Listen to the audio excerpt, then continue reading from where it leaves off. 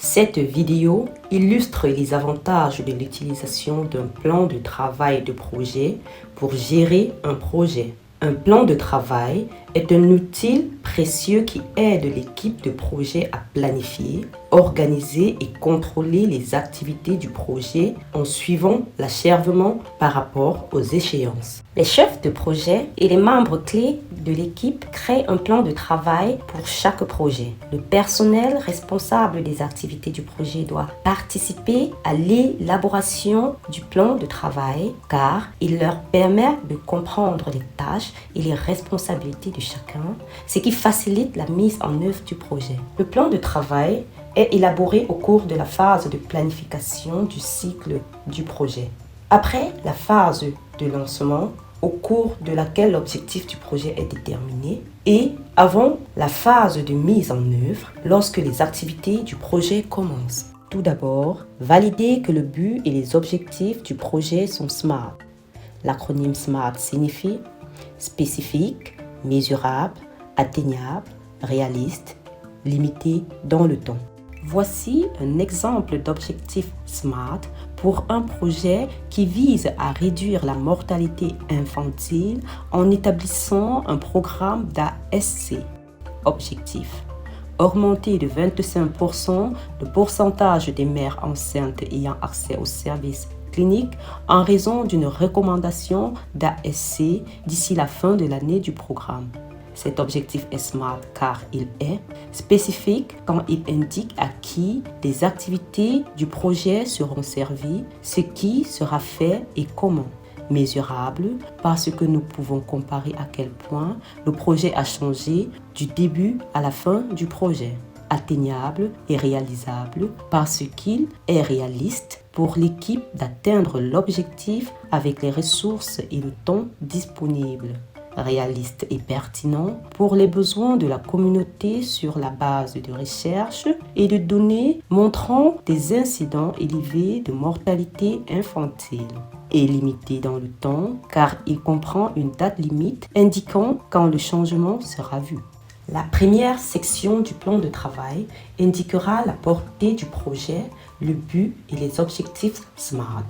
La section des activités énumère toutes les activités qui doivent être réalisées pour atteindre les objectifs du projet.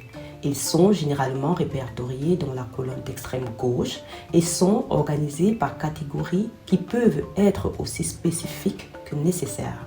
Par exemple, vous pouvez regrouper toutes les tâches de préparation dans une catégorie planification, toutes les tâches financières dans une catégorie finance et les tâches de recrutement embauche dans une catégorie ressources humaines ou personnel. La colonne suivante identifiera le personnel responsable de l'exécution ou de la surveillance des activités.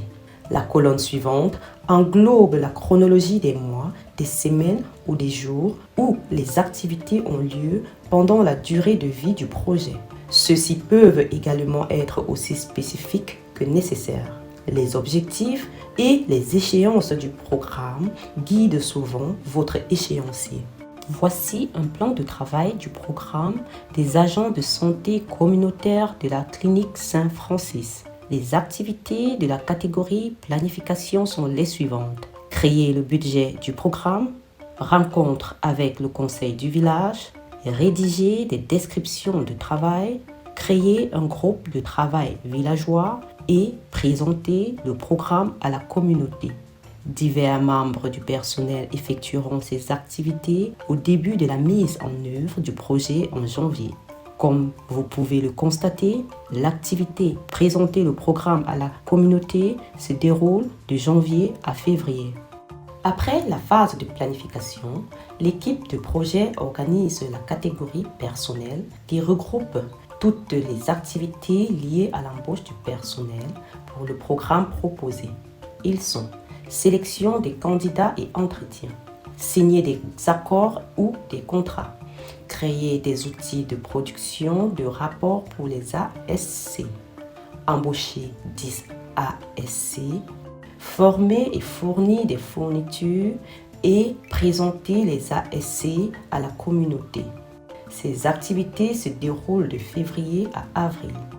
Les deux dernières catégories, à savoir la mise en œuvre et l'évaluation, se chevauchent en raison d'activités simultanées requises pour respecter les échéances et les objectifs du projet. Les activités relevant de la catégorie mise en œuvre sont les suivantes. Les ASE commencent les visites à domicile, surveiller les ASE, réunions mensuelles, effectuer les évaluations de rendement des ASE. Les activités relevant de la catégorie évaluation sont les suivantes. Collecter et analyser les données. Chercher de potentiels donateurs. Voici un exemple tiré d'un projet d'1 an mené par le personnel de la clinique Saint-Francis. Un plan de travail pour un projet dans votre établissement peut sembler différent selon les objectifs du projet, la durée, les activités et le personnel responsable, entre autres facteurs. Pour un projet plus court, vous pouvez choisir de diviser la chronologie pour suivre les activités hebdomadaires ou quotidiennes selon les besoins. Vous décidez du style qui convient le mieux à votre projet.